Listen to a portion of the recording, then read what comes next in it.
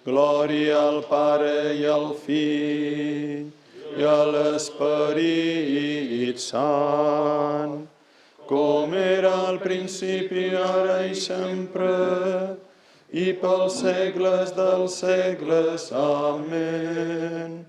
Al·leluia.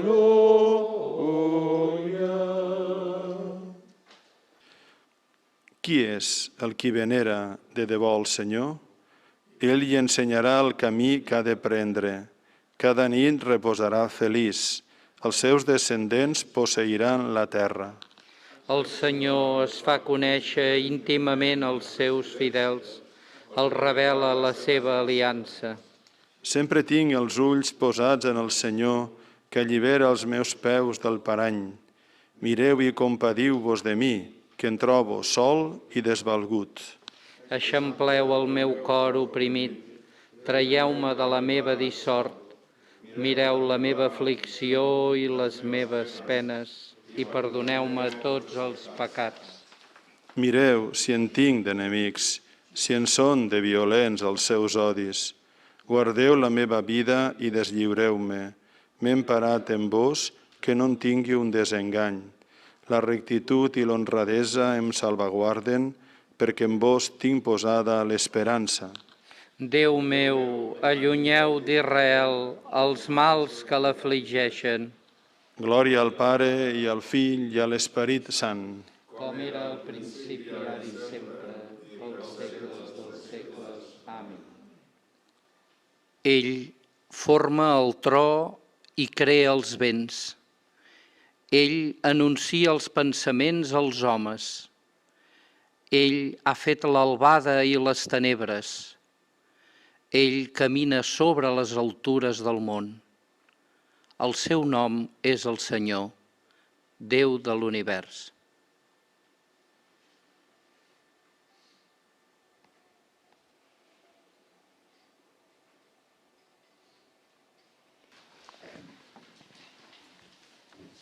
Iniciem, doncs, aquest recés, que és per a formació permanent i és molt important el que ens trobem, el que escoltem coses, el que ens vegem, el que puguem compartir i pregar junts. Això és important per a nosaltres i per a la nostra missió com a sacerdots. Tant els que esteu aquí presencialment, que és important la presència, gràcies per ser-hi, i els que pugueu fer-ho, i també aquells que, per les raons que siguin, perquè per raons de distància, raó de les que siguin, o perquè és dèbil, o perquè ho veu convenient no venir, o perquè no pot venir, però també feu l'esforç de seguir-ho d'aquesta manera, o bé en directe o bé també en diferit, com feu alguns de vosaltres. A tots, moltes gràcies.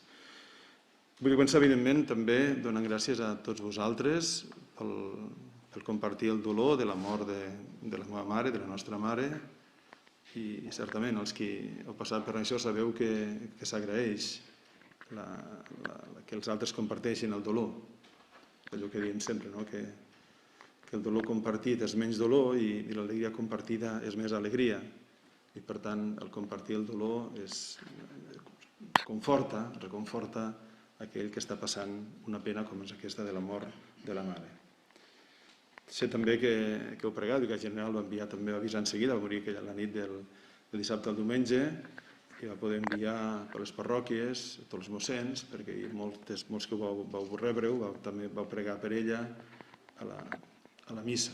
Per tant, també moltes gràcies, que la pregària és el que més necessitem tots, sempre, en tot moment, i encara més, el moment de la mort, és quan necessitem més la pregària dels altres. Aquesta és la misericòrdia, pregar pels altres, pels difunts, és una obra de misericòrdia. Per tant, moltes gràcies.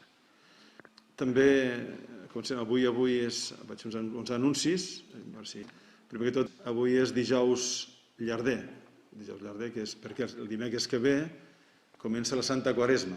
De Quaresma, nosaltres comencem per dir abans aquest recés, el mes de febrer, però els de la part de Manresa també tindran el primer dia, després del dijous de Cendra, també tindran el recés del febrer, i després farem un recés, el recés que fem sempre, Quaresma, faríem un recés de Quaresma aquí a Vic, que seria el primer dijous de març, i el segon dijous de març faríem recés de Quaresma a Manresa. També dins de la Quaresma, en quant a formació, reflexionant, l'equip de govern hem vist també que seria convenient fer una formació més intensa d'un tema concret. Aleshores, els bisbes de l'Episcopat Espanyola van fer un document que és Un Dios vivo, és Déu de vius, i és sobre el tema lligat amb tot el que hem viscut nosaltres en aquest món en el qual ha aparegut la malaltia, ha aparegut la mort, ha aparegut el dol, els enterraments. Quin és el missatge nostre? El missatge nostre és aquest, que el nostre Déu és un Déu de vius. Per ell tots viuen, no? Vull dir, en aquest cas és... I aleshores una reflexió sobre els temes fonamentals nostres en el moment de la mort i el moment del que és aquesta escatologia nostra i la veritat de la mort i les veritats fonamentals del missatge teològic, però també al mateix temps també un aspecte molt important, també l'aspecte celebratiu. De fet, el que fem molt ara són els enterraments, quasi per alguns de vosaltres, i quasi l'únic que feu, però sí que és una cosa que és molt intensa són els enterraments.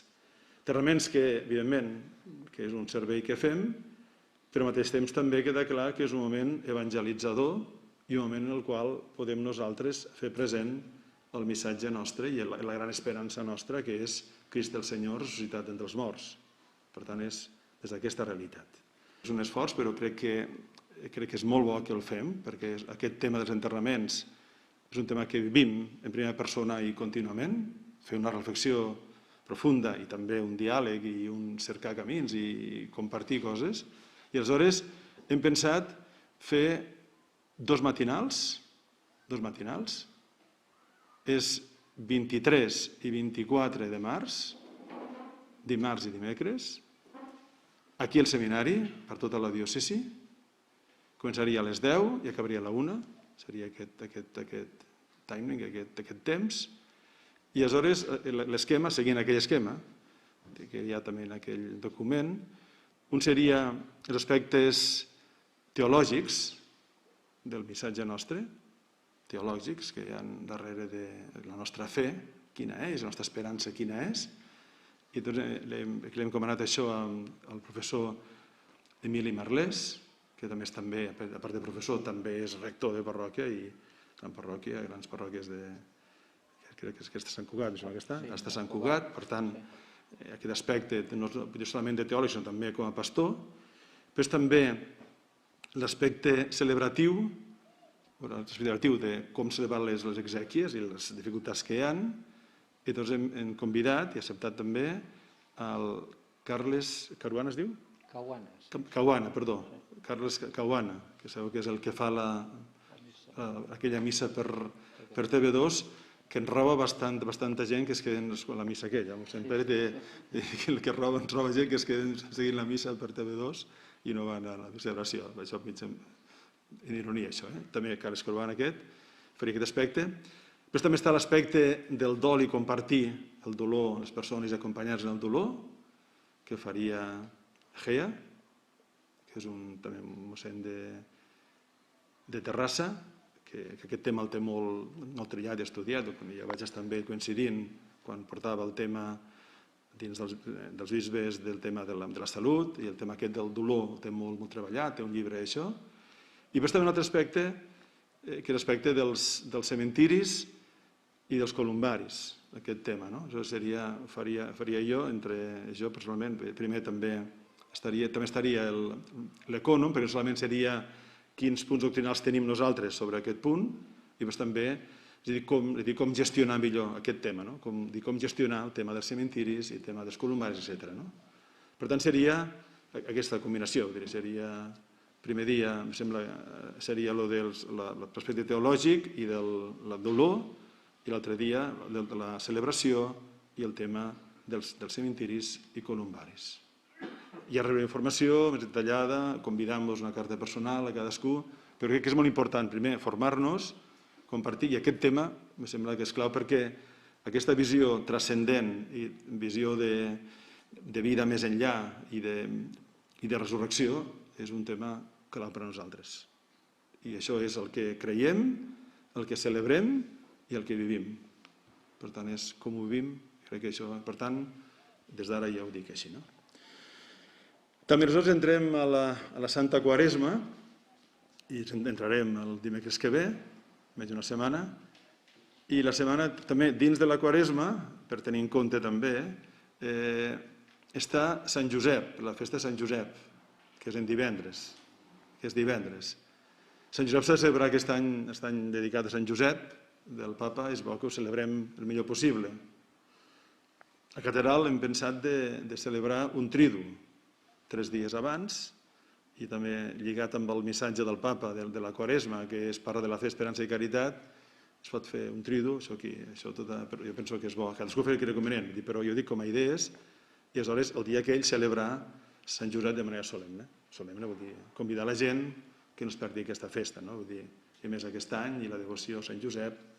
També amb això també hem meditat, o sortirà, o arribarà, una estampa de Sant Josep també, del bisbat, perquè arribaran uns quantes a cada parròquia, i si en voleu més, en demaneu i arribaran les que facin falta, de Sant Josep. Tan lligat amb això, també dins de la Quaresma, també es feia aquella pràctica de les 24 hores per al Senyor, 24 hores, que coincideix també, és aquest divendres dissabte, el divendres de Sant Josep, si no hi mirem malament, dijous, és aquest, i aleshores la catedral que farem serà, iniciarem les 24 hores amb la missa de Sant Josep, Santíssim Exposat, després, com ja mana la normativa, que ja no pot, haurem de, com està el tema aquest, del toque de queda aquest, en aquest cas deixarem el Santíssim, la reservarem, i a primera hora del matí, altra vegada a exposar el Santíssim, i aleshores acabaríem amb la reserva per la tarda, amb les vespres això, acabaríem del dissabte les 24 hores per al Senyor. Això és una cosa possible dins la Quaresma i aquesta cosa especial també pel tema de Sant Josep. Sembla que no hi ha res més. Perdó, i també, lligat amb això, la Quaresma ja ens aboca, evidentment, que es porta la Pasqua, es porta la Setmana Santa i porta també la missa crismal. Ara per ara, crec que el més prudent és que fem el dimarts sant la missa crismal, vingui qui vulgui, evidentment, però després no faríem celebració, perquè no ho veig prudent de posar-nos tots els mossens, tots dinant i compartir, això em sembla que no és prudent. Si cal fer la missa crismal, ho farem així. Ara per ara, no sé que la cosa canviés molt.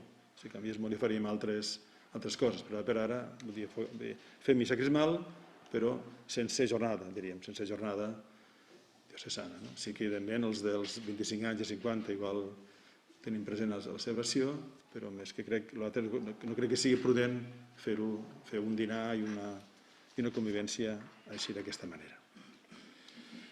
Els malalts tenim els dos Manels, Manel Cornellà i Manel Torrents.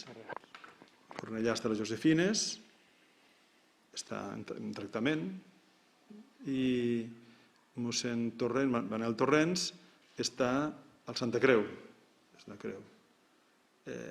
Va tindre un ictus, però em sembla que no ha estat dels més forts, diríem. Em sembla que una mica, no sé com estava, menys la cosa és que recuperava, que primer era un impacte fort, després ja a poc a poc sembla que va anar recuperant.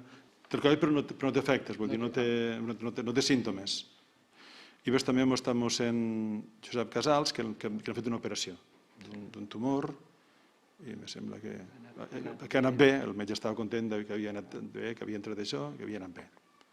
Però la Casa Sotal, li vaig dir, la Casa Sotal ja han rebut la primera dosi de la vacuna, estan pendents de la segona, els dos aquests que van donar positiu havien d'esperar 10 dies per rebre la primera dosi, i sembla que després que són 20 dies entre una i l'altra, i després 10 dies més que han d'estar quiets, diríem, perquè no s'infecti, no hi hagi problema, i després sembla que ja estan bastant immunes en aquest sentit, dins del que aquesta vacuna pugui donar, i realment tampoc ho sabem del tot bé. Josep Oton és català. Començo una mica la seva biografia, diríem, així més coneguda, el que també podem trobar al Google, diríem. I per tant, nascut l'any 63 a Barcelona, és doctor per la Universitat de Barcelona, especialitzat en el pensament de Simone Weil. És catedràtic d'institut, professor de l'ISCREP des de l'any 2002 i ha impartit diverses assignatures relacionades amb la temàtica de l'espiritualitat i de la història de l'Església.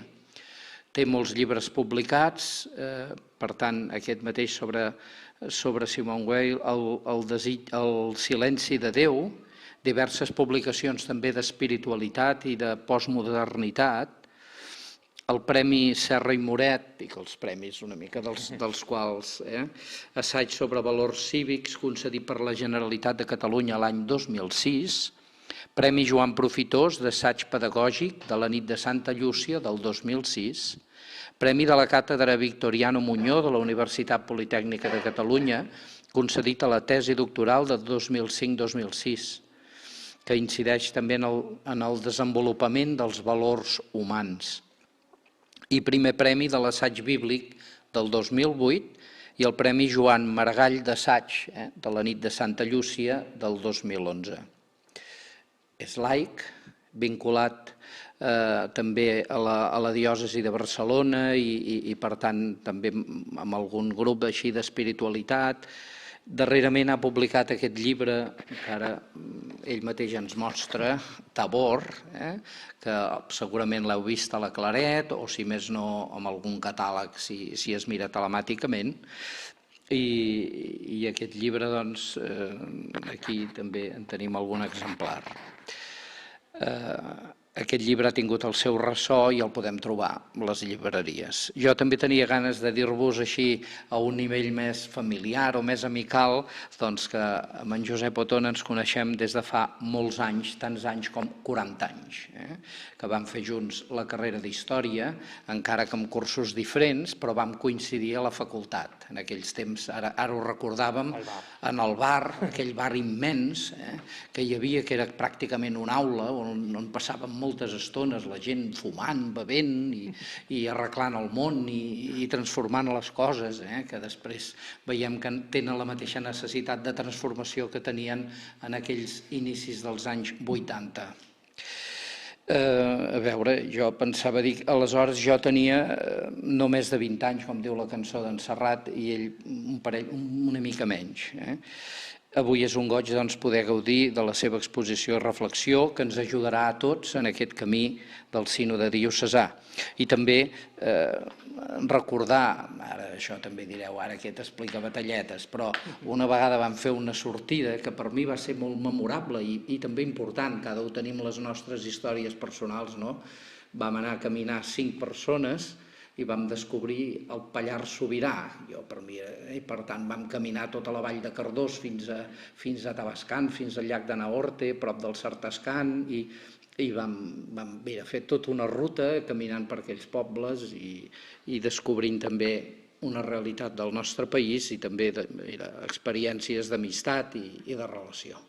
Moltes gràcies i volem aprofitar aquests moments al teu ensenyament. Moltes gràcies, senyor bisbe, per haver-me convidat a venir. El senyor bisbe el conec perquè jo soc de Barcelona però tinc casa a Horta de Sant Joan i el meu lloc, el meu tabor és Horta de Sant Joan. És el lloc on jo des de l'any 93 vaig aterrar allà amb els meus alumnes, vaig quedar meravellat del lloc, de la figura de Sant Salvador d'Horta, que se celebra el 18 de març, el dia abans de Sant Josep, i que coincideix que és el meu aniversari, jo vaig néixer el dia de Sant Salvador, i tots els capellans que han anat passant per Horta coneixien el bisbe perquè havia sigut, quan estava ell com director espiritual del seminari, i tenen molt bon record i sempre m'han parlat molt bé del senyor bisbe, l'he conegut allà i bé, és un goig que m'hagi convidat i que hem coincidit en diversos llocs. Amb el mossèn Pere Oliva també és una alegria molt gran trobar-me'l perquè jo recordo molt aquella excursió. Jo dic una cosa, és que mossèn Pere Oliva ha aconseguit el que només ha aconseguit l'Ejército Espanyol, és fer-me caminar, perquè em va portar per les muntanyes, jo no soc molt així, tot i que pujo la muntanya de Sant Salvador, però no soc mai d'així, i després quan vaig fer la mili, que comentàvem, l'Ejército Espanyol em va fer so pena de ser arrestat, mossèn Pere Oliva no. A veure, jo soc laic, I remarco molt i agraeixo molt la confiança de poder parlar de sacerdots i persones consagrades. Per mi és un privilegi. Jo estimo molt els sacerdots, molt, i estimo molt els sacerdots, i no ho soc. Moltes vegades la gent em diu, com és que no t'has fet sacerdot? Penso que no és la meva vocació, que Déu sempre ha volgut que jo sigui laic, i ho dic en consciència, vull dir, i tal, però soc una persona molt preocupada o molt interessada en l'experiència espiritual, molt, des de ben petit. Jo recordo una anècdota meva, que és quan era molt petita, jo que et preguntaven a casa a qui estimes més, perquè era una pregunta en trampa, si el papa o la mama, no? Jo me'n recordo que contestava i no ho deia, diu, a Déu. Era molt petit, però molt petit. I sempre he tingut aquesta inquietud espiritual molt forta en mi. Voldria començar llegint el que hem llegit en el Salm. Al Salm 128 acabem de llegir: el Senyor es fa conèixer íntimament als seus fidels. I aquesta és la meva gran convicció. Ara jo escric sobre Tabor, el Déu amagat en l'experiència. Aquí tenim la imatge de transfiguració. Quan parlem amb Tabor tenim una imatge d'una cosa molt extraordinària, una cosa que no ens pot passar i que, bueno, tal. I la meva experiència personal, meva, o que jo he viscut, però també el que jo he vist que la gent ha viscut, és que d'una manera o altra tots tenim una experiència de Déu. El problema està en que no sempre la sabem reconèixer o la sabem treballar. I aquest és un tema molt important. Jo crec que l'experiència de Déu és com la llavor de la qual ens parla l'Evangeli. I clar, la llavor pot caure a terra bona, però pot caure al camí, a un lloc on hi ha pedres, a un lloc on hi ha herbes. És l'Evangeli. Ho explica l'Evangeli. Què és aquesta llavor? La gràcia, l'experiència de Déu. Jo crec que Déu és generós. Vol conèixer-nos. Vol que el coneguem. Vol apropar-se a nosaltres. Ens posa aquesta llavor. Però aquesta llavor no sempre dona fruit. I aquesta inquietud per mi ha sigut molt important durant tots aquests anys. He escrit, aquest any, el 2021 farà, el primer llibre el vaig publicar l'any 96, per tant, porto 25 anys publicant. I com he publicat? Perquè vaig estudiar teologia? No, perquè la meva pròpia experiència em va portar a escriure i d'escriure a publicar i estic a les llibreries, però no és perquè jo decidís escriure, és que jo vaig decidir treballar aquesta llavor i ha donat aquest fruit. L'altre dia llegia, no sé si és veritat, però la imatge aquesta que tots recorden de la capella Sixtina, del dit de Déu, no? I el dit de Déu i després el dit d'Adam. I que el dit d'Adam no està recte. I per això no es toquen. I llegir aquest comentari de Miquel Àngel ho va fer per dir no, Déu ja ha posat el dit, Déu és el que es vol relacionar amb nosaltres, però cal que el dit d'Adam s'aixequi per tocar el dit de Déu. N'hi ha un marge de la nostra llibertat, de la nostra manera de fer, que possibilita aquest contacte amb Déu. Que Déu té les portes obertes de casa seva, Déu està disposat a donar-se a conèixer i ens brinda aquesta oportunitat de tantes maneres, i ara mirarem algunes, però que d'alguna manera fa falta aquesta resposta nostra. I això ens passa a la gent de l'Església, els creients, els que estem dins, però segurament també està passant fora.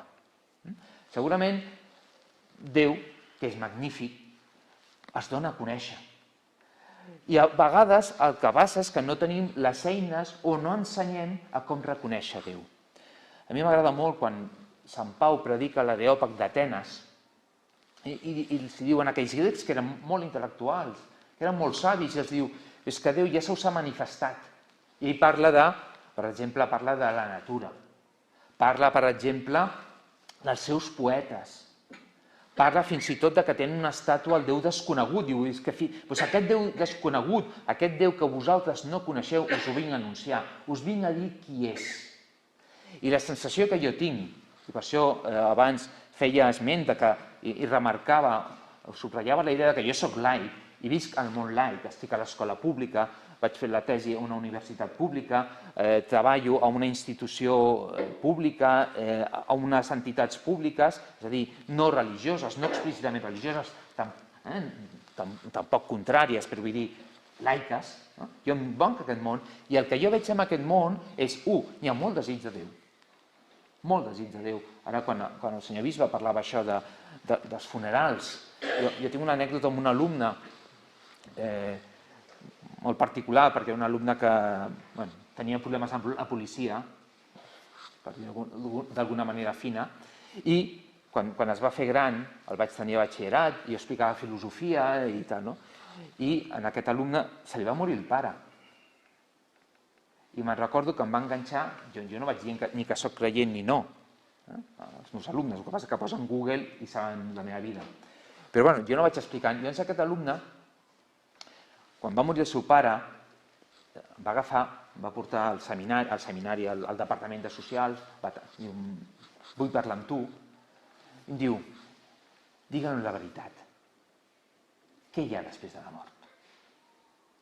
Perquè és evident que tenim aquesta pregunta. Creients i no creients. És evident que tot ésser humà, que t'estimes els teus pares, la teva parella, els teus fills, els veïns, els amics, ens preguntem. La pregunta per Déu existeix. El que passa és que són com una mica com aquells grecs, que ja tenim respostes o no respostes, i quan ens ve un home com Sant Pau i ens diu, ui, aquest ja et sentirem un altre dia, ja t'escoltarem un altre dia. Tot i això, jo sempre defenso que el major èxit del cristianisme va ser la predicació de Pau a l'Areòpag d'Atenes. És el major èxit. El text diu que es va convertir molt poca gent. Un tal Dionís, una Dàmaris i poc més. 4 gats. Però després nosaltres ens diem església. I l'església ve del grec ecclesia, que és la comunitat de ciutadans d'Atenes.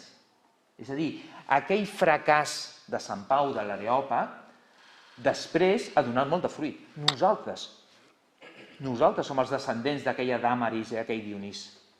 Tots nosaltres. Nosaltres no som els descendents de la comunitat de Jerusalem, som els descendents de la comunitat d'Atenes.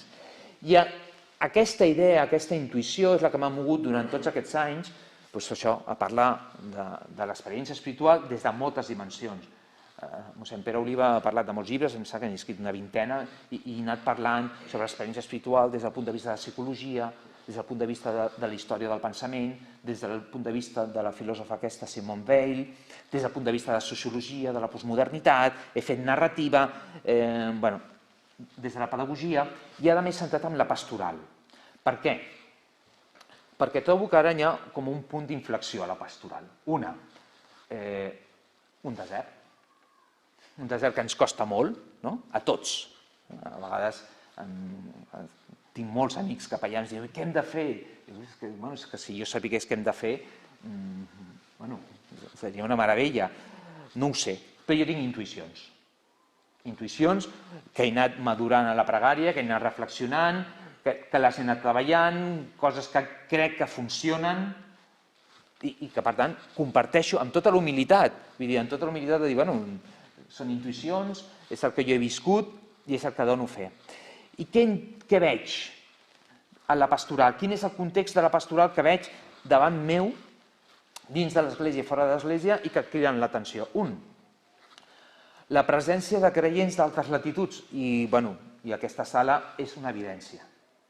Aquesta sala és una evidència. És a dir, sí, a Europa la fe s'està pagant. Però en altres continents no. En altres latituds no. I en el propi continent. Jo soc professor d'institut en una barriada de Cornellà, joves catòlics, pocs, però tinc molts alumnes llatinoamericans que són evangèlics. I molts alumnes romanesos que van a l'església ortodoxa. i per no parlar dels alumnes musulmans. I això m'interpel·la, perquè això és un repte que tenim davant nostre. Això és un autèntic repte. A veure, el que nosaltres vivim és molt important, el que el nostre país hem fet és molt important, però hem de veure que el món és molt gran, que nosaltres, el nostre país ha viscut una secularització molt forta, però a nivell mundial és una anomalia. A la resta del món, amb altres religions i en el propi catolicisme, hi ha un dinamisme que potser a nosaltres ens falta. Per experiència, jo veig a les parròquies de Barcelona la presència de molta gent llatinoamericana, que tenen una altra manera de viure, que tenen una espiritualitat més viva, més dinàmica, més vivencial. I fins i tot una reunió molt seriosa, no diré quina entitat de Barcelona, però vinculada a l'església, que es parlava, ostres, la pastoral, i sempre era el retret aquest, no tenim joves, no tenim no sé què. És una persona que portava molts anys en la pastoral, una persona molt coneguda, diu, escolteu, que està passant una cosa nova, I una persona que havia picat pedra, que sabia què és la pastoral en joves i pocs fruits, diu, jo estic en un àmbit de compromís social, vincular a l'església, una ONG, diguem-ho així, vincular a l'església, diu, clar, m'estan arribant voluntaris que venen de Llatinoamèrica. I clar, tenen una altra mentalitat i tenen una vivència del transcendent, una vivència que aquí no tenim, i són aquests joves els que parlen als joves d'aquí i els estan encomanant. Per tant, per mi això és una cosa important i que volia transmetre. L'altra és que està sorgint una espiritualitat com una reactualització de pràctiques catòliques que alguns podem associar a una altra època de la nostra història, però que estan aquí presents.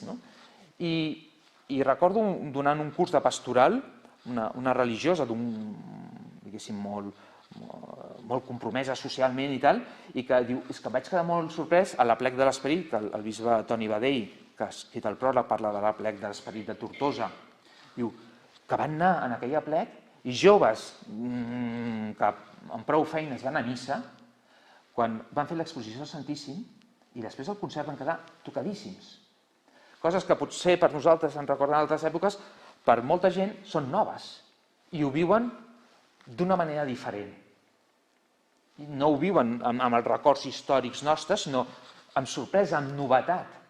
I això impressiona molt, i això està agafant força. I l'altra cosa que a mi em crida molt l'atenció és la influència que hi ha de les religions d'Orient. Jo tinc una neboda que es passa mitja vida a l'Índia, ara ens envia uns vídeos preciosos de l'Índia, i què és el que li fascina de l'Índia? El sagrat.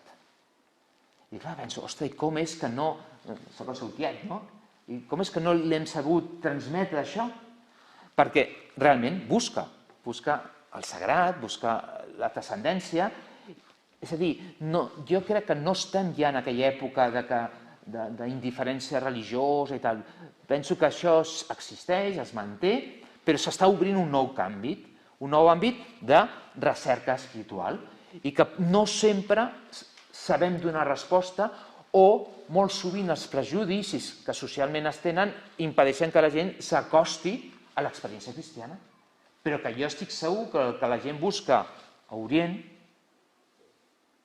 ho podria trobar a Occident, ho podria trobar a la tradició nostra, ho podria trobar a Sant Joan de la Creu. I per tant, ara la qüestió de l'experiència espiritual, l'experiència de Déu, això que hem llegit del Salt, no? Diu, el Senyor es fa conèixer íntimament als seus fidels. És un tema central de la vida espiritual, de la pastoral, de l'evangelització. És a dir, Déu es fa conèixer íntimament als seus fidels. Clar, jo recordo l'època quan érem joves amb el Pere, que jo crec que hi ha una expressió d'aquella època, que no sé si encara es diu, aquesta missa ha sigut molt viscuda. Es deia així, no? Més tradicional es podria dir, aquesta missa ha sigut feta amb molta devoció, hem fet aquest rosari o aquesta adoració amb molta devoció, hi ha ambients més pentecostals o carismàtics, es diu amb molta unció. Què volem dir? Que la vida espiritual, la vida litúrgica, la vida de pregària ho podem fer fredament o amb alguna cosa que vibra de dins. I a vegades ho hem perdut. Ho hem perdut per ser molt moralistes, per ser molt intel·lectualistes, molt racionalistes, o per anar per feina. I potser els nostres temps ens demanen recuperar això, aquesta vivència, ha sigut molt viscut, aquesta devoció, aquesta unció. Això té els seus perills, també. També podem utilitzar l'experiència de Déu com una mena d'esquer, com un anzuelo, com una trampa, dir, que la gent visqui moltes coses, s'emocioni molt i aviam si així pica. No, no és això. Nosaltres som fills de Déu i hem d'ensenyar als altres fills de Déu a tenir això que ha dit el Salm. El Senyor es fa conèixer íntimament als seus fidels. Déu té aquest dit posat i vol que que els fills d'Adam posin el dit per entrar en contacte. I quan tu t'estimes el teu pare o la teva mare i tens un germà que no ve i que no ve als dinars de Nadal, i tu si de debò t'estimes el teu pare o la teva mare, el que vols és que vingui el teu germà i estar a seure a taula tots. I nosaltres com a creients és el que hauríem de desitjar. No que creixin els números, que també, de gent que va a missa, de vocacions i tot això. Clar que sí. Però que el que hem de sentir-nos és que som fills de Déu i que volem que a la taula del Pare sigui tots els fills. Que el màxim de gent siguin a la taula del Pare, perquè el Pare ho vol, perquè vol que els seus fills el coneguin íntimament i perquè els fills ho necessiten. Perquè els fills de Déu, que són tots, ho necessiten. Clar, hem passat potser d'una pastoral o d'una manera d'entendre la fe molt eixuta i ara potser se'ns demana aquest caliu. Ara em fico en teologia. No soc teòleg i demano disculpes, sé que hi ha bons teòlegs aquí, però jo parlo des de la intuïció i des de l'honestedat intel·lectual. No soc teòleg, però intueixo això. Què ens ha passat? Que a nosaltres ens han pesat molt, ha tingut molt de pes, la teologia protestant, centreeuropea, que va ajudar molt al concili i que ens va ajudar molt a renovar-nos. Aquesta teologia ve de Luter, de l'edat mitjana, perquè a l'edat mitjana em sembla que tots estaríem d'acord que era una exageració. A l'edat mitjana els va passar una cosa, els va passar el mateix que nosaltres amb la Covid. Van tenir aquelles pestes horroroses i això va fomentar una espiritualitat davant de la por a la mort, amb moltes exageracions, tot aquell culte a les relíquies, tota aquella pompa, etc. Quan va arribar Luter es va escandalitzar d'això i va fer com una reacció iconoclasta de treure que això ja havia passat a l'Església. Jo recordo quan estudiàvem amb el Pere que ens ensenyaven la reforma de Cluny, com això va haver-hi molta riquesa, i ens va venir el Cister, Sant Bernat, i ho va simplificar tot, més austeritat. Una miqueta l'Església sempre ha anat amb aquest pèndol, el barroc, promoure l'emotivitat i tal, a una cosa més austera. El que passa és que Luter aquesta austeritat la va fer sortint de l'Església. I llavors aquest cristianisme protestant, que només la fe, sola fides, aquesta desconfiança amb les mediacions culturals, amb diàleg amb la il·lustració europea, clar, va saber molt bé dialogar amb la il·lustració europea, però al final ens ha quedat un Déu, que deia Luter, un Déu amagat, un Déu escònditus, un Déu de gairebé no podem tenir relació amb ell. Ens ho hem de creure, hem de fer amb força de voluntat un acte de fe i creure. I això també ens ha influït a nosaltres. Però dins del món protestant hi ha hagut una segona línia, al segle XVIII, quan el catolicisme es va recuperar una mica d'aquell cop fortíssim que va ser la Reforma, que era necessària perquè hi havia molts excessos, però clar, era una reforma íntegra, que la pròpia Església es tenia que reformar, i això li hem dit la contrarreforma. Clar, fixeu-vos com la reacció des de l'Església, des del catolicisme, què va ser? Què va fer l'Esperit Sant amb l'Església catòlica? Sant Joan de la Creu, Santa Teresa d'Àvila, Sant Ignasi de Loyola. Gent que van tenir una gran experiència personal i que van aprendre a transmetre-la. que no només la vivien tancats en els seus convents, sinó que van reformar el Carmel, van fundar els jesuïtes i tantes altres congregacions religioses, que va revifar l'Església. Va revifar l'Església, i allà la tradició, però dient no podem caure en aquestes exageracions, però la clau era aquesta experiència que ells explicaven. Són els exercicis de Sant Ignasi, són les morades de Santa Teresa. I allí n'hi ha una força. Doncs bé, quan el protestantisme al segle XVIII es va refredar, perquè sola fides al final et porta un cert refredament, alguns sectors del protestantisme van llegir els místics catòlics. I d'aquesta síntesi entre protestantisme i aquesta mena d'experiència dels místics catòlics, que eren molts i bons, va sorgir una reforma dintre la reforma protestant. Hi ha un personatge que és John Wesley, són dos germans, i que eren anglicans, però van viure personalment una experiència molt forta. Ja no és allò de sola fides, no, ho hem viscut. I aquests són els que després van anar als Estats Units, i el protestantisme americà és una altra cosa. És allò que diem el món evangèlic. Un món en què la predicació és forta i vibrant, molta música, testimonis, colpidors, que en el fons n'hi ha una arrel de l'experiència, de la sequetat que van viure amb la seva pròpia tradició i van... Ara què ens passa? Que ens arriba això dels Estats Units o d'Amèrica i quan veiem una cosa que és molt així, diu això és protestant. No. Per què? Perquè en el fons és com recuperem la nostra pròpia essència. La pròpia essència, crec jo, de l'experiència catòlica és, d'una banda, la confiança en les mediacions culturals. El catolicisme és litúrgia. El catolicisme és cultura, és art, és música. Per què? Perquè l'experiència espiritual no és només una qüestió conceptual, es transmet, es viu. I la vivència és cultura. És la música, és l'art, és l'encens.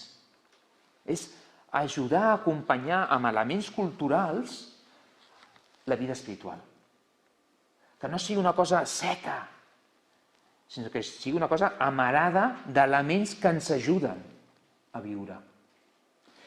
I d'altra banda, la tradició, crec jo, del catolicisme, de l'Església Catòlica, és que aquest divorci entre l'experiència i la reflexió intel·lectual no existeix o no hauria d'existir. Jo penso en Santo Tomàs d'Aquino, el més gran teòleg, segurament. Clar, el recordem com teòleg i com intel·lectual, i es cita les facultats de filosofia. Però clar, Santo Tomàs d'Aquino era un místic. El recordem com teòleg, però era un místic. I una persona que casava, que harmonitzava la seva experiència personal amb el seu intel·lecte, que era un geni. Sant Agustí també. Sant Francesc no el podem considerar un gran teòleg, perquè no era... Però tota la teologia va canviar amb Sant Francesc, amb la seva experiència personal. I fins i tot recordo una anècdota que s'explica sovint i que en el llibre la poso, d'aquests grans teòlegs de mitjans del segle XX, de les universitats alemanes, de la centre Europa, de Freiburg, que pels matins deien formulacions teològiques molt atrevides, que fan trontollar els fonaments de la fe, però que després els veies a la capella o passejant pel jardí resant el rosari. Clar, ara, al final, què ens ha passat? Que o resem el rosari i aleshores ens oblidem de reflexió intel·lectual, o som molt intel·lectuals i no resem el rosari, diguéssim. Jo que treballo a Cornellà, hi ha un personatge a Cornellà que és molt important, que és García Nieto, no sé si és conegut aquí. Allà a Cornellà ho és tot. És el centre cívic, el casal, el CAP, la biblioteca, tot és García Nieto. Però clar, el que la gent no sap és que era jesuïta. I la nissaga de polítics de Cornellà són molts deixebles de García Nieto. Doncs García Nieto és una persona molt espiritual, molt compromès socialment, amb les associacions de veïns, amb el món sindical, amb aquell món de la transició, però una persona amb una gran vida espiritual. Clar, ara ja ha quedat la idea aquesta del compromís social, però era una persona de grans valors espirituals i una persona espiritualment amb això, el Senyor es fa conèixer íntimament als seus fidels. Jo haig de dir a favor de Cornellà és que, per exemple, un món molt laic, però cada Nadal posen el pessebre. A la plaça central del poble, davant de l'Ajuntament, posen el pessebre. Jo crec que hem de trobar el punt, la vida espiritual i la vida pastoral al punt concret. Aquestes reaccions del Deus escònditus i tal, i la reflexió i tal, és una miqueta com anar a podar, a portar les tisores de podar. Però si només podes, et quedes sense planta. I a vegades l'Església, nosaltres, el que fem és anar podant. Això no, vigilem i anem podant, anem tallant, però al final de tant tallar ens quedem sense res. Perquè el meu avi era pagès. S'ha de podar les plantes, però també s'ha de posar adob, s'ha de regar. I l'Església ha de fer les dues coses, i la pastoral hem de fer les dues coses. Si només podem, ens podem quedar sense res, podem matar les plantes. I si només posem adob, es pot arribar a podrir la planta. Si la reguem massa, posem massa adob, la podem arribar a podrir. I és trobar aquest equilibri entre les tisores de la poda i l'adob. I això no és fàcil. No hi ha receptes, però sobretot hi ha pràctica, experiència, etc. Doncs a mi m'ha interessat molt el Tabor per reflexionar sobre això. I ara faré una petita reflexió sobre el Tabor i després algunes propostes concretes, algunes intuïcions concretes respecte a tot això. A mi el Tabor m'agrada molt. És un text de Quaresma, també el llegim a l'agost, perquè ens parla d'aquesta experiència i llavors preguntaria ara, qui ha tingut una experiència de Tabor? I segurament ningú aixecaria la mà, o no? Però potser sí que hem tingut una experiència al Tabor i no hem sapigut. I us posaré alguns exemples. Primer, al Tabor una cosa que és molt important és que és una iniciativa de Déu. És Jesús que crida i diu, pugeu amb mi a la muntanya. És el dit aquest, entre Déu i el dit d'Adam. I nosaltres podríem dir-li, jo ara estic pensant en el Pere, quan el Pere em va dir, anem a la vall de Cardós.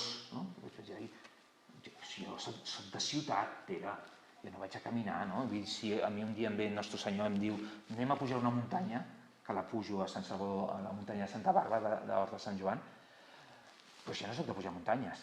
És com si li diguéssim, el Senyor ens diu anem a pujar una muntanya, i jo li digués no, haig d'anar a pregar. A vegades la invitació de Déu no sembla que sigui el que és. Ens porta a una muntanya i nosaltres pensem, igual és una excursió. No sabem per on ens porta Déu. El que hem de fer és ser fidels a la crida. I què passa dalt de la muntanya? Ara vaig fer una broma, perdó, però és que l'altre dia se'm va ocórrer. Curiosament, són signes dels temps, són 6, són una bombolla de convivència. Són 6. A veure, què està passant aquí dalt de la muntanya? Si llegim el capítol anterior, en el capítol anterior de l'Evangeli, jo no sé com va anar, però està redactat d'aquesta manera. El capítol anterior és molt important. El capítol anterior és la professió de fe de Pere. Se'n recordeu? Qui diu la gent que sóc jo? Un que Elias o un dels profetes. Qui hi ha aquí? Elias. Un altre que no sé, que Joan Baptista, que no sé què. I vosaltres qui dieu que sóc jo? I Jesús li contesta, tu ets Jesús, el fill de Déu. I Jesús li contesta, diu, moltes coses. Li diu, mira, felicitats, perquè això no t'ho ha revelat la carn ni la sang, això no ho has estudiat, això no ho dius per repetició, això ho dius perquè el Pare t'ho ha revelat. Això és una revelació. I sobre tu, Pere, tu ara seràs Pere, Simó, ara ets Pere, i sobre aquesta pedra edificaré l'Església. Clar, què vol dir? Sobre aquest Pere, el primat de Pere, però és un Pere que ha estat revelat qui és Jesús. Sobre què s'edifica l'Església? Sobre aquesta experiència de la gent que ha conegut Jesús. Per què som l'Església Santa, Catòlica i Apostòlica? Perquè som l'Església dels apòstols. Qui són els apòstols? Els que van tenir experiència de Jesús. En què ens fonamenta? Amb aquells que van tenir experiència de Jesús i ens l'han anat explicant i ens l'han anat transmetent. Doncs això que passa en una escena, a l'escena següent pugen al Tabor. Què viu en el Tabor? El que ja havien viscut a Cesarea de Felip, que tu ets el Crist, el fill de Déu. Aquí ho tens. Allò que aquella professió de fe de Pere, de cop es converteix en vivència. Perquè la fe implica tota la persona. Estimaràs el Senyor el teu Déu en tot el teu cor, en tota la teva ànima i en tot el teu ésser. Què vol dir això? Que sí, que és una cosa de cap, ho hem de raonar. I és molt important, i en el món d'avui s'ha de raonar molt, i s'ha d'estudiar teologia, molt, però no n'hi ha prou. Ho hem de viure tot a l'ésser. I el que viuen aquí és amb tot l'ésser. Què els hi va passar? Un altre dia ho explicarem. Però una cosa molt forta. I ho van viure. No només ho van saber, ho van viure. Van tenir una experiència. I aquesta experiència, per què apareixen aquí Moisès i Elies?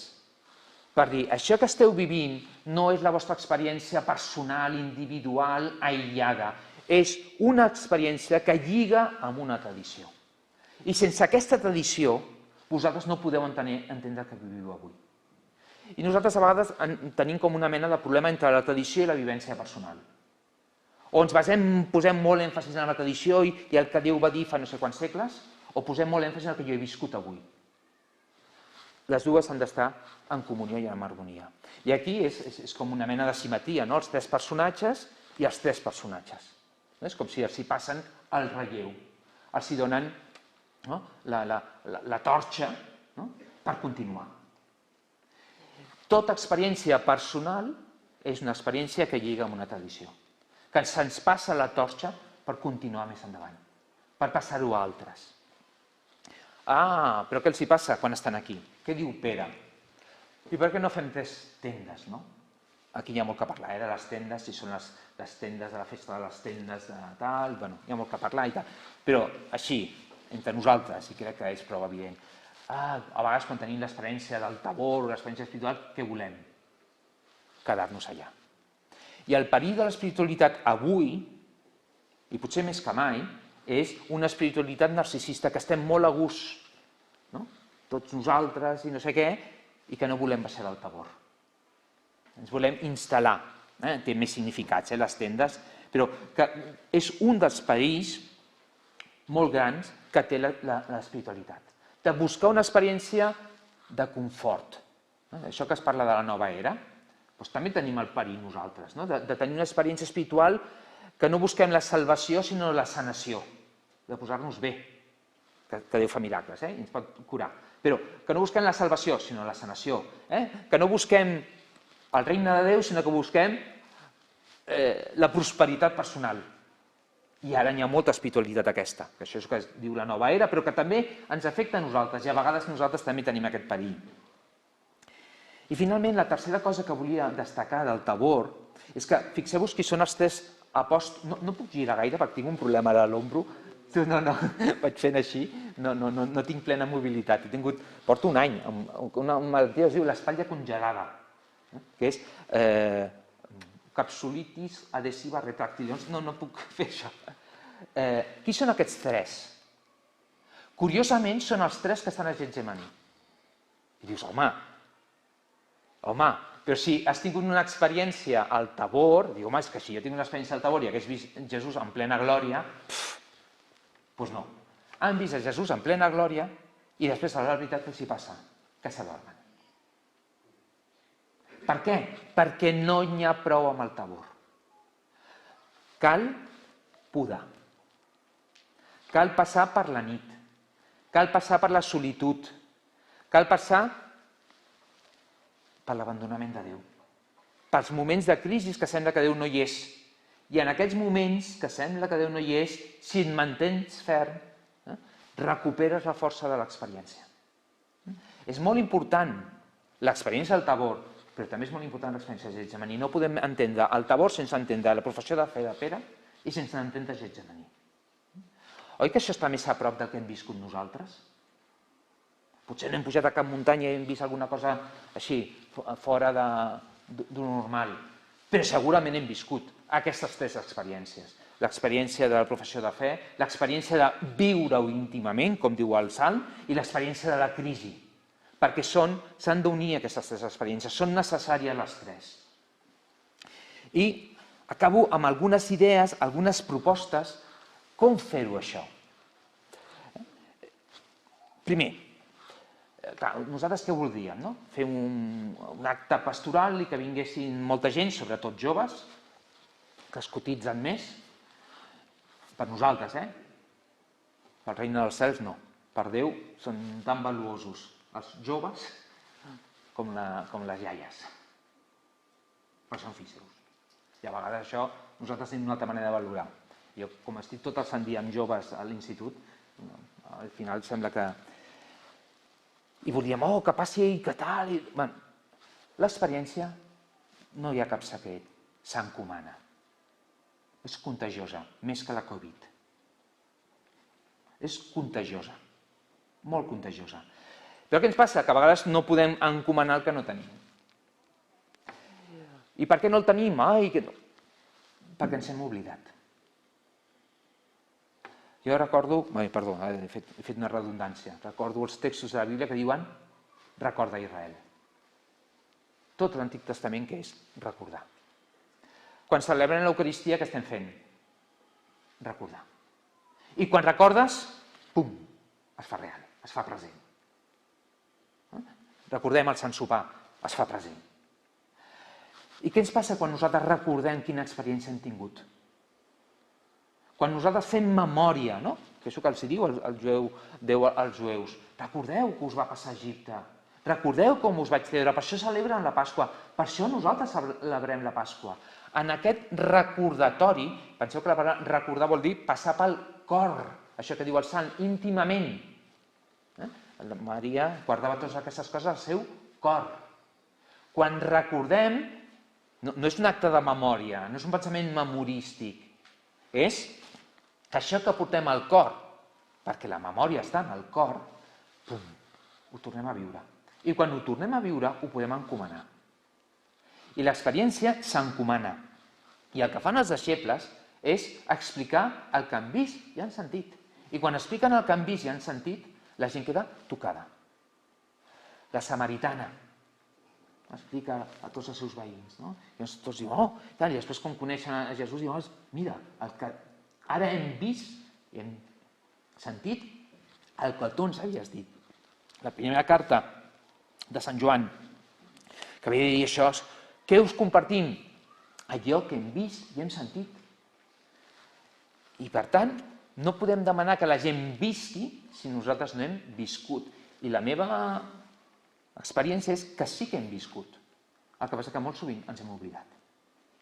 I molt sovint ens hem oblidat per un mite religiós. I és dir, no, és que Déu, al començament sí que ets tot molt viu, però després les coses s'apaguen, no?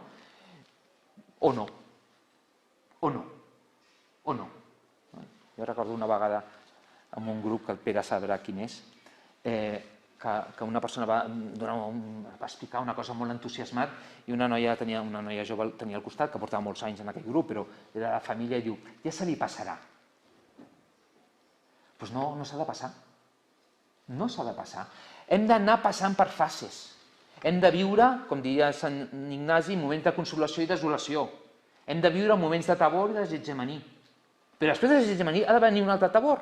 I després d'aquell Tabor, un altre Getsemaní. I ens hem d'anar curtint, hem d'anar fent camí d'aquesta manera. I com a església jo crec que hauríem de crear espais d'experiència. D'una banda, entendre que la litúrgia, el sacrament, les exèquies que abans ens comentava el senyor bisbe, les exèquies, la confirmació, la confessió, l'unció dels malalts, l'Eucaristia són espais d'experiència. I a vegades hi ha coses molt senzilles que podem fer per ajudar que aquests espais no sigui només el compliment d'una norma, el compliment d'un precepte, sinó que hi hagi vivència. I fomentar la vivència amb els espais que ja tenim per això, sigui un funeral, sigui un bateig, un casament, o la litúrgia, o l'adoració eucarística, o el rosari, que no es pregui mecànicament, sinó que hi hagi vivència. Però no només des del punt de vista de la pregària, també des d'altres punts de vista. L'Evangeli és molt clar. L'experiència de la solidaritat és una experiència de Déu. Encara que qui practica la solidaritat o la generositat no en sigui conscient. Mateu 25. Vaig tenir gana i em veu donar de menjar. Vaig tenir set i em veu donar a beure. Estava pres i em veu visitar. Estava malalt i no sé què. Estava nu i em veu vestir. Quan ho vam fer? Cada vegada que ho heu fet amb algun d'aquests. Hem de recuperar aquesta idea de l'Evangeli. Que cada vegada que fem un acte de solidaritat, de generositat, és una experiència de Déu. I l'experiència comunitària. El Pere ens comentava d'aquell viatge a Llavorsí, que va ser una experiència que encara ens en recordem, Pere, de 40 anys després.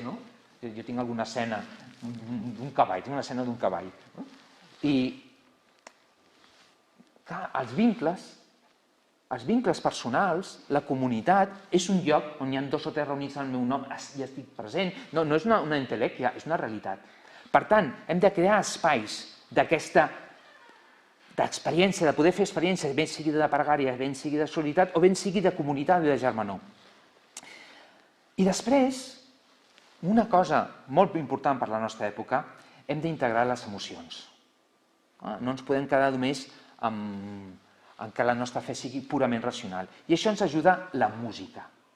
Ens ajuda molt la música. I ara ens falta entusiasme. Ens falta, als cristians, jo crec que ens falta entusiasme. A vegades confonem l'entusiasme amb l'eufòria. Quan guanya el Barça, jo haig de dir, jo visc al costat del camp del Barça i treballo al costat del camp de l'Espanyol. I no tinc ni idea de futbol. Sé qui és el Messi, però ningú més. El Cristiano Ronaldo també. No tinc ni idea. Però què veig jo amb el futbol? La gent està eufòrica. Té una alegria. I a vegades gent creient que a missa està seriós, com s'ha d'estar, diguéssim, però després va al camp i, mare de Déu, com es desmadra. O en la política. La gent aquesta tan seriosa, però després quan canten aquesta cançó, aquesta altra, vinculada amb aquesta tradició política o l'altra, no entenen alguna cosa. Això ho hem perdut. Hem de distingir entusiasme i eufòria. Si voleu, mireu, Diumenge de Rams seria una experiència d'eufòria. Pentecosta és una experiència d'entusiasme. A mi m'agrada molt el que va passar durant el confinament, quan estàvem tancats a casa durant 2 mesos, i a les 8 del vespre sortíem a aplaudir. És com si rebéssim... Bueno, et posaves bé, no? T'aixecaves i és com... no sé. O aquelles cançons, no? Hi havia una cançó que es deia Resistiré, que la gent cantava, no? I ara aquí aquesta cançó, en aquella època no es cantava, però hi ha una cançó que es diu Jerusalema, no sé si l'heu vista, que és famosíssima, no? És una cançó religiosa, cantada en una llengua africana, però parla de Jerusalem celeste i de l'esperança que tenim, no som d'aquí, som d'allà. És una cançó amb un missatge de transcendència molt gran. I aquesta cançó, surten vídeos amb monges que les ballen, o la policia de no sé on, els bombers o els sanitaris, perquè hi ha uns nens d'un centre d'acollida de no sé quin país d'Àfrica que feien una mena, penjaven al YouTube challenge, això, desafiaments, i així recaptaven diners. I van sortir moníssims, maquíssims, fent la coreografia, i l'ha fet tothom.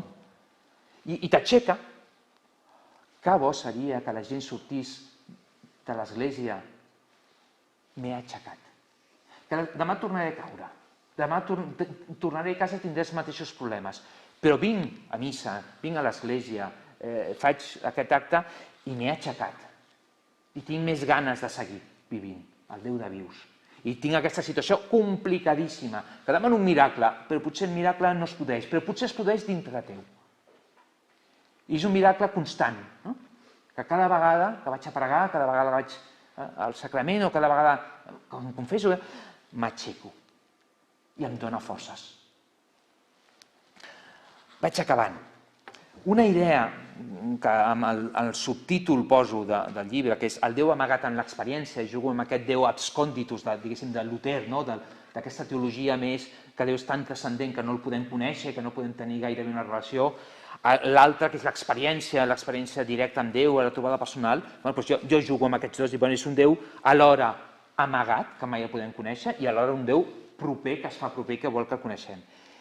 I aquí, en el llibre, poso un exemple, a mi em va cridar molt l'atenció, d'un violinista que es diu Joshua Bell, que és un violinista que era un prodigi, un nen prodigi, que omplia els auditoris als Estats Units, que per comprar una entrada quan ell tocava a algun lloc havies de comprar no sé quantes setmanes abans, que una entrada et podia costar, no sé, 200, 300 euros, jo què sé. I van fer un experiment amb ell. El van agafar, era un noi jove, és un noi jove, li van posar uns texans, una samarreta, una gorreta, i el van posar al metro de Washington a tocar. Horrorós. Ell explica que la gent passava i que no el reconeixien, que no aplaudien quan ell acabava, que com a molt li tiraven diners i ell que guanyava fortunes, no sé quan va recollir a l'hora que va de $30 o no sé què. Això és el que ens passa amb Jesús. El Tabor és com el Joshua Bell quan està en aquell auditori que tothom el reconeix i es pot lluir. Però normalment el tenim al metro, que és el que s'hi passava als mateixos coetanis de Jesús, que vivien amb ell però no el reconeixien. Els hi costava molt reconèixer.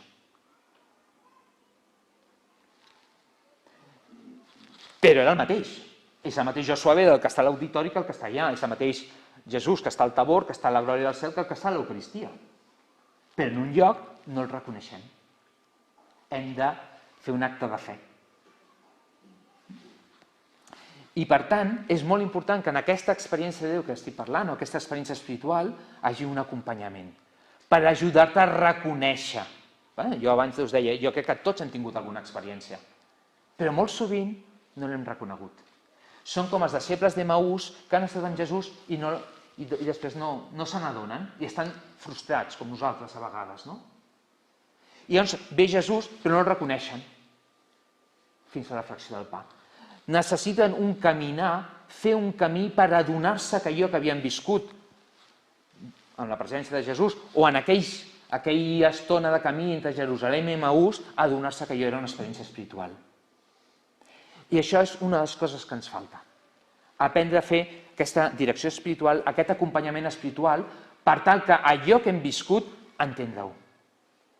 Per donar-nos les claus, per unir-los a la tradició, que és el que fa Jesús al camí d'Emaús. S'explica, però això ja ho deien les Escriptures, ja s'expliquen les Escriptures, com aquí, com al Tabor. Entenen que allò que estan vivint en Jesús és el que diu les Escriptures. I acabo. Crec que una de les claus de la pastoral de l'experiència, ara, pel segle XXI, és una intuïció del papa Benet XVI, que jo crec que ho va intuir el papa Benet XVI i el que ho està aplicant és el papa Francesc. I és el tema de l'atri dels gentils. Jo, quan vaig sentir aquesta notícia, l'any 2009, em vaig dir, va per aquí. El papa Benet XVI havia estat a la República Txeca i, que és un país molt ateu, que ningú m'escolti, però com Catalunya gairebé, un país molt fred espiritualment, i en canvi va estar molt a gust amb la gent. I diu, és que la gent venia i tal, no? O sigui, el nivell de pràctica de la República Txeca és molt baix, no sé, com aquí o com a mínim com a Barcelona. I diu, hauríem de crear a l'Església alguna cosa similar a l'atri dels gentils que tenia el Temple de Jerusalem. Diu, clar, al Temple de Jerusalem només podien entrar els jueus. Hi ha un atri que les dones, l'altre els jueus i l'altre només els sacerdots, i el sant dels sants només un sacerdot un cop l'any. Però hi havia una esplanada enorme que estava destinada als gentils, a tothom, perquè tothom pogués anar a pregar sense necessitat de formar part del poble d'Israel. aquí és l'atri dels gentils on Jesús troba els mercaders i, clar, s'enfada. Perquè això és el que volia Jesús. Volia que l'experiència del Déu d'Israel fos per totes les nacions. I per això s'enfada, i aquell acte que sembla que no sé què, és per molts motius, però un és per aquest. Perquè l'atri dels gentils és la seva vocació, de portar la llum a totes les nacions. I deia el papa, diu, hauríem de crear a l'Església espais per tothom. I això, perdó, però és el que ha fet sempre l'Església. O sigui, la gent és cristiana i va a missa, però a més d'anar a missa canta Nadales, fa el pessebre vivent, fa els pastorets per Nadal, tantes realitats que ens ajuden, que no és la vida església, la vida interior de l'església plenament, però que és com un espai on la gent que té reticències amb l'església o que sigui, pugui estar. I ara en tenim moltes, vull dir, des de la religiositat popular, els cors de gospel, el camí de Santiago, tantes coses que es fan, que tenen, o la cabalgata dels Reis. O obrir formes a les nostres esglésies perquè la gent vingui a pregar i després ja vindran a missa. Després ja s'integraran, després ja no sé què, però que sigui com eren abans les esglésies, que a les grans catedrals, els pòrtics, allà estava tota la història de la salvació, perquè la gent ho veiés i després ja entraran dins. Jo crec que un dels reptes de l'Església és això, crear aquest atri dels gentils on la gent pugui acudir a fer experiència de Déu i després ja vindrà tota la segona part. Venim d'un model que primer hem d'entendre-ho amb el cap, primer hem de complir les normes i després tindrem experiència, els que siguin molt bons i molt sants, i ara és com si diem, doncs potser no. Potser Déu vol fer com Pau a l'Areòpag d'Atenes, obert a tothom, que tinguin una experiència i després ja tindran temps de fer tot un procés per integrar-se a la vida de l'Església. Moltes gràcies.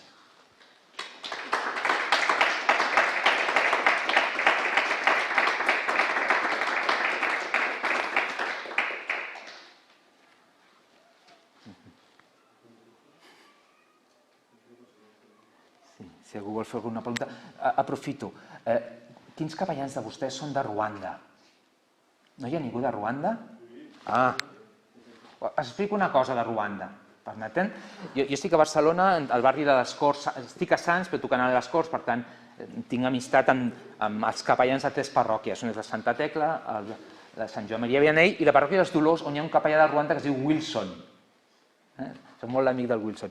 I quan vaig saber que n'hi hauria capellans, em va passar un regal del cel. Jo escric, però tampoc és que vengui molt, ningú es pensi que jo em faig ric venent llibres. Vull dir, arriben on arriben, a vegades tinc sorpreses que em citen.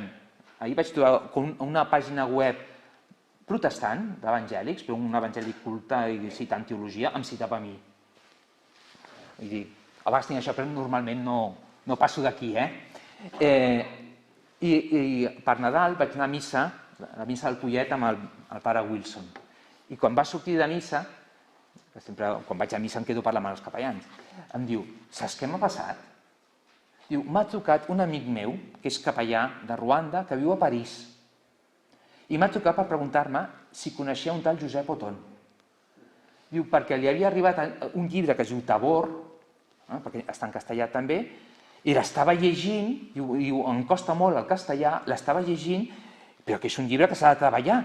Diu, i va trucar a Wilson, diu, clar, va trucar un altre capellà de Ruanda, diu, tu saps qui és aquest Josep Oton? I el Wilson diu, i tant que el conec, ve a missa amb mi, és feligrès meu, no?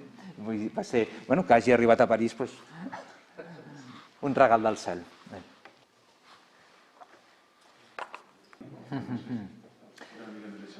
Sí, jo crec que als anys 60-70 el cristianisme es va volcar en l'acció social i va passar això. Es va quedar amb l'acció social sense Crist. És el que jo he vist amb molta gent que venia de l'Església i s'ha acabat fent acció social i s'han oblidat de les seves arrels creients. I ara potser el repte és l'espiritualitat, de fer una espiritualitat sense Crist. Tot i això, jo soc molt optimista en aquest sentit. És a dir, jo quan veig que la gent com a mi el que em fa por és aquella la fredor, que només el materialisme, no en el sentit econòmic, sinó que només hi ha el món material, el món tangible, a mi això m'ofega, a mi és el pitjor, que tots som matèria i punt. Llavors, que la gent comença a intuir que hi ha esperit i que no sé què, a mi m'agrada, i ho veig amb molt bons ulls. Ara bé, el repte és, veieu això, el déu, allò que els satanesos, el déu desconegut, aquell déu que adoreu sense conèixer, és el Pare nostre Senyor Jesucrist. Jo crec que aquí està la clau. És a dir, la gent sí que busca espiritualitat, com aquells satanesos, i tenen l'estàtua del Déu desconegut. Doncs jo us vinc a dir, aquest Déu que adoreu sense conèixer és el Déu de Jesucrist. I posar la centralitat de Jesucrist, és a dir, perquè té molt que aportar i molt a dir, i que entendre que això que esteu buscant, això és Jesús. L'altre dia parlant amb la meva neboda, que em parlava, dius que jo, i m'envia vídeos de la Índia, diu, és que clar, jo veig que hi ha alegria a les celebracions religioses. Clar, és la seva visió, però és que jo també he viscut celebracions catòliques amb una alegria preciosa. Jo no he tingut aquesta experiència. Jo el que li he d'ensenyar és, vine un dia a una celebració viscuda i tal, i a la Índia també hi ha coses molt tristes. Jo el que penso és que tenim un camp abonat d'evangelització, que a vegades tenim pressa, i vinga, tenim molta pressa per batejar. I a vegades és temps d'acompanyament. I jo sí que veig que molta gent que va buscant por ahí, si troba els referents cristians correctes i els llocs d'acollida correcta, acaba retrobant-se amb Crist, realment, i amb la tradició nostra i amb l'Església. Aquesta és la meva experiència. Allà demanen una... Recorregut, ens has fet una panoràmica històrica relacionant-nos la reforma espiritual amb la reforma de l'Església. Ens has apuntat al final unes pistes de proposta i de foment de la pietat, de la vida cristiana. I per tant, entenc que també al costat d'aquestes pistes per enfocar el contagi de la fe, doncs també hi hauria d'haver una reforma de l'Església, no? En el sentit que, bé, segurament hi ha coses que ens pesen de la institució que a la societat li costa també de posar-s'hi i de connectar, i per això la gent a vegades busca altres fonts i altres experiències, totes menys precisament la de l'Església. Aleshores, no sé si t'atreviries a proposar algunes pistes de reforma de l'Església. A veure... Podríeu repetir una mica... Sí, em pregunta si tot aquest revifament espiritual hauria d'anar acompanyat d'una reforma de l'Església, i que si jo m'atreviria a dir pistes per reformar l'Església. Jo soc, per motius no cristians, molt reticent als canvis. No soc conservador, però a vegades el que ens passa és que canviem per canviar. I esperem que la solució està en els canvis. I aquí vull dir diverses coses. Una experiència meva amb un alumne meu. És de pel·lícula, Una vegada a segon d'ESO, quan l'església medieval i tot això, llavors un nen de segon d'ESO, per tant, 12-13 anys, em diu, profe, escolta, si l'església venés tot el que té, s'acabaria la fam amb el món. Això és un... I aleshores jo vaig dir, portava una samarreta del Barça, que ningú s'ofengui, i vaig dir, home, sí, si els jugadors del Barça donguessin tot el que tenen, també no?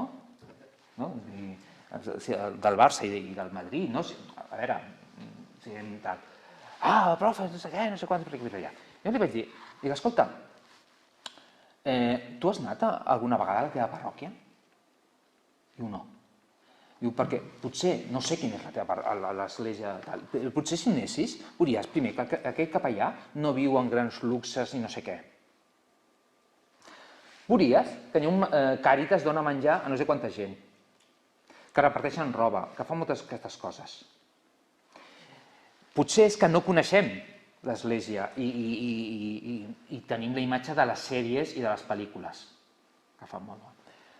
I sabeu què em va contestar aquest nen, tan maco?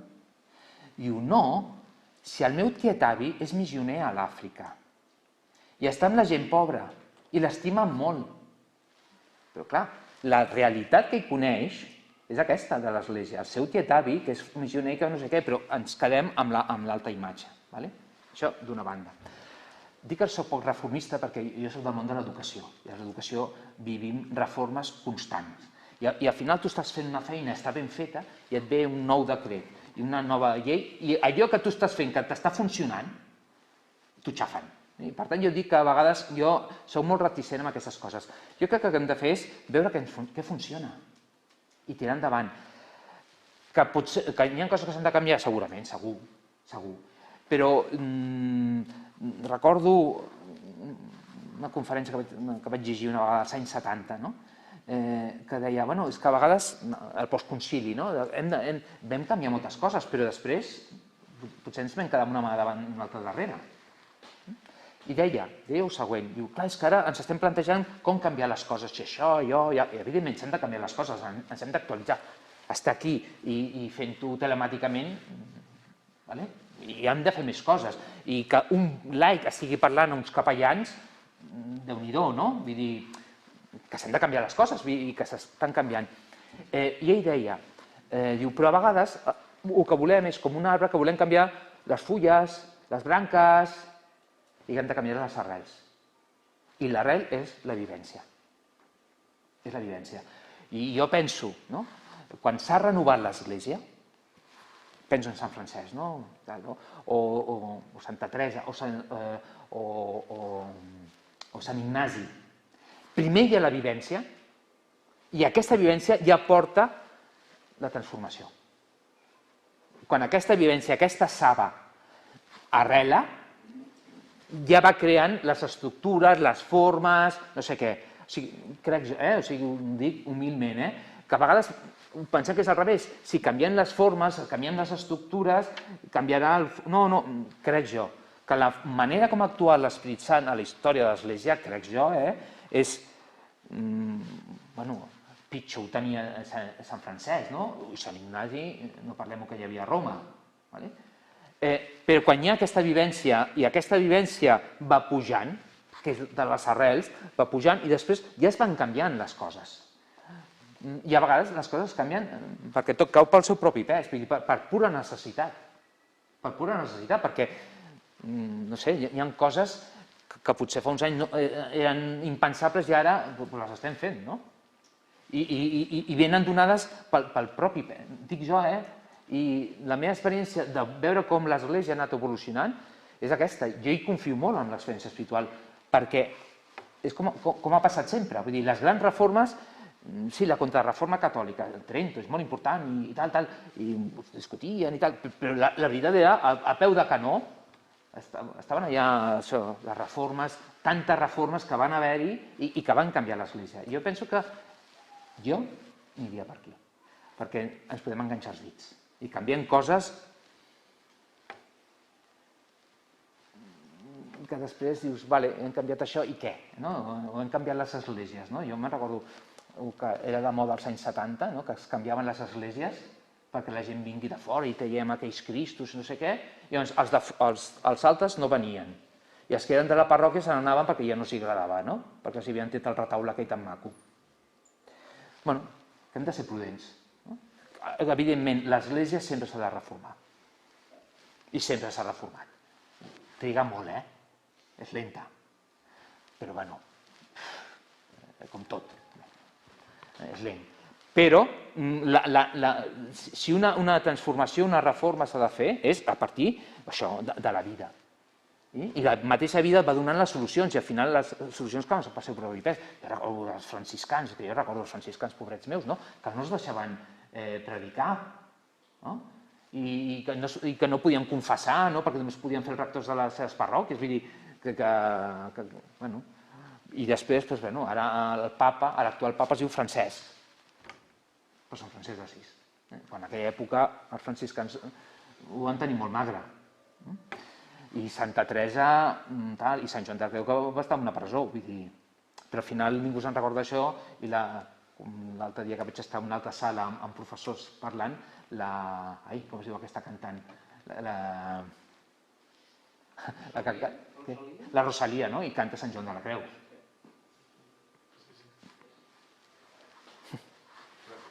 I no sóc immobilista, jo us ho dic. És una pista molt bona. Jo no sóc immobilista. El que passa és que anem a canviar, vale. Com jo ho pateixo en el món educatiu, ho canviem. Clar, jo al meu centre tinc no sé quantes pissarres digitals, es van gastar una fortuna i no les fem servir.